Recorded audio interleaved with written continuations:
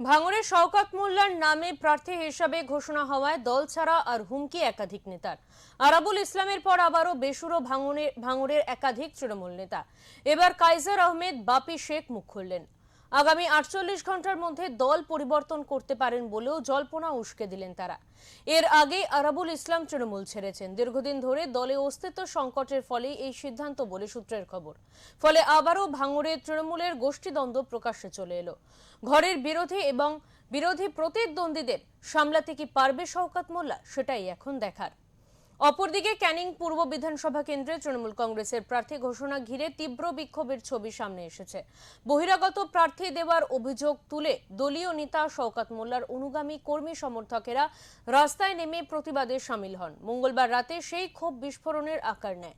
বিভিন্ন জায়গায় টায়ার জ্বালিয়ে পথ অবরোধ করা হয়। শওকত তো বিজেপির সাথে যোগাযোগ রেখে দিয়েছিল, হেরে গেলেও বিজেপিতে চলে যাবে যদি সরকার চেঞ্জ হয়। এটা তো আমার কাছে খবর আছে। যেমনি আপনাদের অ্যাডভান্স বলে দিয়েছিলাম যে ভাঙড়ে ক্যান্ডিডেট হবে টিএমসির, তেমনি অ্যাডভান্স বলে দিচ্ছি ও হেরে গেলে গভর্নমেন্ট চেঞ্জ হয়ে গেলে প্রথমে বিজেপিতে গিয়ে ঝাঁপ মারবে। সেখানেও কথাবার্তা বলে রেখে দিয়েছে। কিন্তু আপনার মুভমেন্ট কি হবে সেটা আমি এই মুহূর্তে বলতে পারছি না। সবাই তো ক্যান্ডিডেট ঘোষণা হয়েছে, আর কিছুদিন যাক, মানে 1-2 দিন যাক, আমি জানিয়ে দেবো। 19 তারিখের মধ্যে জানিয়ে দেবো আমার স্ট্যান্ড কি আছে। সেক্ষেত্রে কি আপনি দলটা করবেন? কারণ আপনাকে তো আমি দলে থাকবো কি অন্য দলে যাব, আমি 2 দিনের মধ্যেই জানিয়ে দেবো। সাথে আমার যত কর্মী আছে আমি সব দলে দলে সব আইএসএফ ঝান্ডা ধরাবো, দলে দলে সব আইএসএফ ঝান্ডা ধরাবো। শওকত মোল্লা যদি ভাঙড়ে এসে বহিরাগত না হয়, তাহলে বাহারুল কিভাবে বহিরাগত হচ্ছে? এটা তো প্রথম প্রশ্ন হওয়া উচিত। এই এই এই নাটকটা শওকত মোল্লা করছে।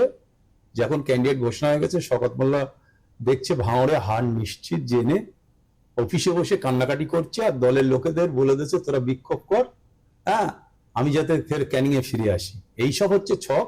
তবে এটা একেবারে সম্পূর্ণ তৃণমূলের ব্যাপার। তৃণমূলের এক সময় তৃণমূলে আমি যখন ছিলাম তখন শওকত মোল্লা বলতো যে এই অমুক কেউ না, তমুক কেউ না।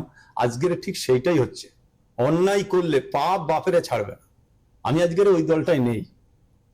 আজকে যারা করছে দলে দলে হচ্ছে, এটা সারা রাজ্যব্যাপী হচ্ছে। ক্যানিং ভাঙড় তো দূরে যাক, সব জায়গায় হচ্ছে।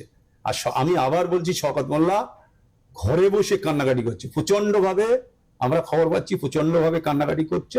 তার মানে যাতে ভাঙড়টা আমার সরিয়ে ক্যানিং এ দেওয়া। ভয় পাচ্ছে, প্রচন্ড ভয় পাচ্ছে, প্রচন্ড ভয়।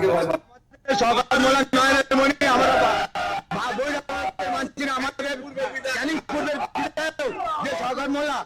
যে আমাদের ভূমিপুত্রই থাকবে, আমরা বহিরাগতদের মানছি না। আমাদের যে শওকত মোল্লা নয়নের মণি, এই নয়নের মণি আমরা চাই।